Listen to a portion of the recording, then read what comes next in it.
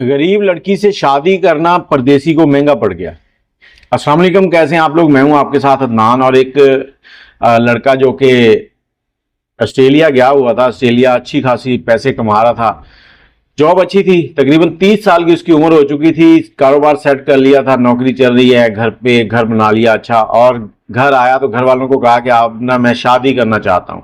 گھر والوں نے کہا کہ بتاؤ کہاں شادی کرنی ہے؟ تو لڑکے نے کہا کہ میں چاہتا ہوں کہ کوئی ایسی لڑکی دیکھیں جو بہت غریب ہو اور ہم اس کا کوئی سہارا بن سکیں، تاکہ اس کے گھر والوں کی ہیلپ بھی ہو جائے گی، اس کا بھائی ہوگا، اس کو میں آسٹریلیا لے جاؤں گا۔ گھر والوں نے رشتہ ڈھونڈنا شروع کر دیا، آخرکار ایک بہت ہی غریب فیملی کی بھی لڑکی ان کو ملی ہے، لڑکے کو دکھائی۔ لڑکی خوبصورت تھی، لیکن حالات جو تھے نا وہ تھوڑے مڈل کلاس سے بھی کم تر تھے۔ لڑکے نے ان کے گھر رشتہ بھیجا، ہاں ہو گئی، منگنی ہوئی، اس کے بعد رخصتی ہو گئی، لڑکی لڑکے کے گھر آ گئی، اور لڑکے نے سوچا کہ یار یہ غریب ہے، اس نے کہاں 5 سٹار ہوٹل دیکھے ہوں گے، تو کیوں نہ اس کو 5 سٹار ہوٹل میں ہنی مون کے لیے لے جایا جائے۔ اب لڑکا اس کو ہنی مون کے لیے 5 سٹار ہوٹل بک کرواتا ہے کسی دوسرے علاقے میں، وہاں جاتے ہیں۔ وہاں 5 سٹار ہوٹل جتنے بھی ہوتے ہیں نا، وہاں پر چابی کا سسٹم نہیں ہوتا، وہاں پر ہوتے ہیں کارڈ کو لگانا ہے تو تالا کھلنا ہے، اور تقریباً سارا نظام آٹومیٹک ہوتا ہے۔ اب لڑکا روم کے پاس گیا، اس کو سمجھ نہیں آئی، وہ کارڈ لگا رہا ہے، روم نہیں کھل رہا۔ لڑکی کہتی ہے لاؤ میں کھولتی ہوں۔ اب لڑکا ایک دم چونکتا ہے کہ یہ غریب لڑکی کچے گھروں میں رہنے والی، اس کو کیا پتا یہ کارڈ سے کیسے کھلنا ہے، لیکن پھر بھی وہ کارڈ اس کو دیتا ہے۔ جیسے اس کو کارڈ دیتا ہے، لڑکی 1 سیکنڈ کے اندر دروازہ کھول دیتی ہے۔ لڑکا حیران ہو گیا، اس نے کہا شاید اس نے کوئی یوٹیوب یا ادھر ادھر سے دیکھ لیا ہو، کوئی تکا لگ گیا ہو۔ اب اندر گئے ہیں، لڑکا لائٹیں دیکھ رہا ہے کہ لائٹیں کہاں سے آن کرنی ہیں، تو لڑکی فوری طور پر جاتی ہے، کارڈ لگاتی ہے ایسے ہی، اور لائٹیں آن ہو جاتی ہیں۔ اب لڑکے کو شک ہو گیا کہ یہ کیا چکر کیا ہے، کہ اتنے مہنگے ہوٹل کے بارے میں اس کو کیسے معلومات ہیں، 5 سٹار ہوٹل ہے۔ لڑکا اس سے بات چیت کرتا ہے، اس سے پوچھتا ہے کہ یہ کیا معاملہ کیا ہے۔ اب لڑکی جو ہے وہ اس کو کہتی ہے کہ میری ایک فرینڈ کی سالگرہ تھی، تو اس نے 5 سٹار ہوٹل میں کی تھی، ہم وہاں گئے تھے، تو ہمیں اس لیے پتا ہے کہ اس طرح سے اس کے لاک کھلتے ہیں۔ لڑکا خاموش ہو جاتا ہے، ہنی مون گزرتا ہے۔ ہنی مون کے 10 دن گزارنے کے بعد جیسے ہی وہ واپس آتے ہیں گھر پہ، تو لڑکی جو ہے وہ اپنے رنگ دکھانا شروع کرتی ہے۔ اب لڑکی کیا کرتی ہے، سارا دن کبھی ادھر جا رہی ہے، کبھی ادھر جا رہی ہے، کبھی فون پہ لگی ہوئی، کبھی کچھ۔ لڑکا اس کو کہتا ہے کہ تم کدھر لگی رہتی ہو، سارا دن تم فون پہ ہو، گھر پہ کوئی توجہ نہیں ہے تمہاری، میں تمہارا ہسبینڈ ہوں، میرے ساتھ تمہارا کوئی معاملات نہیں ہے۔ لڑکی کہتی ہے کہ بس میری سہیلیاں ہیں، وہ جو گاؤں کی ادھر ادھر ان سے باتیں کرتی ہوں، چکر دے دیتی ہے۔ لڑکا پھر خاموش ہو جاتا ہے، کیونکہ لڑکی کے پیچھے اس کی غربت لڑکے کو نظر آ رہی تھی، اس لیے لڑکا جو ہے نا وہ زیادہ پکا طریقے سے کوئی شک نہیں کر پا رہا تھا۔ اب تقریباً 3 مہینے کی اس کی چھٹی ختم ہوئی، چھٹی کے بعد وہ واپس چلا گیا، واپس اس نے وہاں پر 6 مہینے گزارے۔ 6 مہینے کے بعد پھر اس نے چھٹی کی ریکویسٹ کی، اور 3 مہینے کی چھٹی لے کے آ گیا۔ اب اس بار اس نے جو چھٹی لی تھی وہ بھی اس شرط پہ لی تھی کہ ان 3 مہینوں کی اس کو تنخواہ نہیں ملنی۔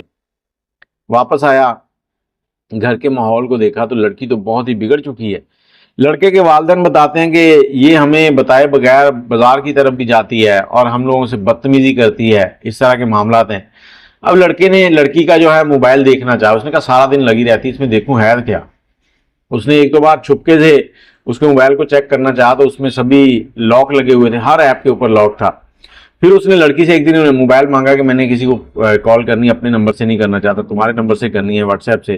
تو واٹس ایپ کھول کر لے لیا، اس نے واٹس ایپ چیک کیا، اس میں کچھ بھی نہیں تھا، کسی سے کوئی چیٹ نہیں، 2-4 نمبر تھے اس کے گھر کے۔ اب لڑکے کو تھوڑا شک ہونے لگا کہ کوئی نہ کوئی گڑبڑ ہے۔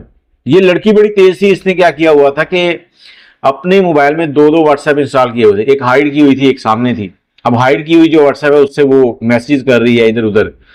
تو ایک دن ایسے لیٹے ہوئے لڑکا بیڈ کے اوپر دیوار کی طرف سر کر کے، اور سامنے ڈریسنگ ٹیبل ہے، لڑکی اس طرف سر کر کے لیٹی ہوئی ہے۔ ڈریسنگ ٹیبل جو ہے نا، اس کا جو شیشہ ہے نا، اس کے اندر لڑکی کا موبائل نظر آ رہا ہے، ادھر سے لڑکا جو ہے اس کو دیکھ رہا ہے۔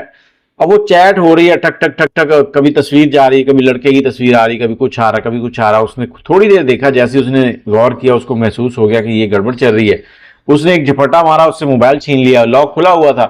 اب اس نے وہ پڑھنا شروع کیا، اس میں کوئی درجن نمبر تھے جن کے ساتھ وہ چیٹ کر رہی تھی، اور وہ واٹس ایپ جو ہائیڈ کی ہوئی تھی۔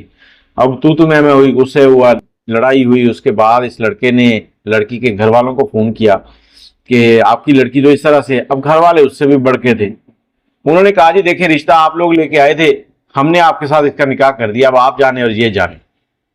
بڑی لڑائی ہوتی ہے، لڑکی تھوڑی بہت خاموش ہو جاتی ہے، مطلب بیچ بچا والدین ان کی صلح کرواتے ہیں کہ چلو لڑکی کو کہتے ہیں تم ایسی حرکتیں نہیں کرو. لڑکی وقتی طور پر کہتی ہے ٹھیک ہے.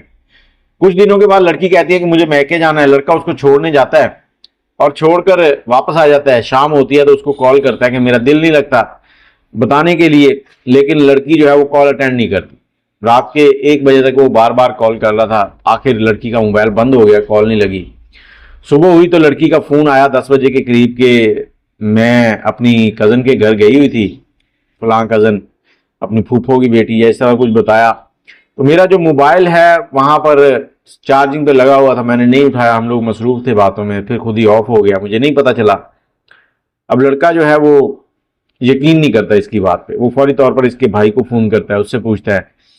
وہ کہتا ہے یہ کل جیسے ہی آپ چھوڑ کے گئے ہیں یہ چلی گئی, ہم نے تو اس نے کہا کہ پتہ نہیں کسی سہیلی کی طرف جا رہی ہوں, تو اب آئی ہے واپس.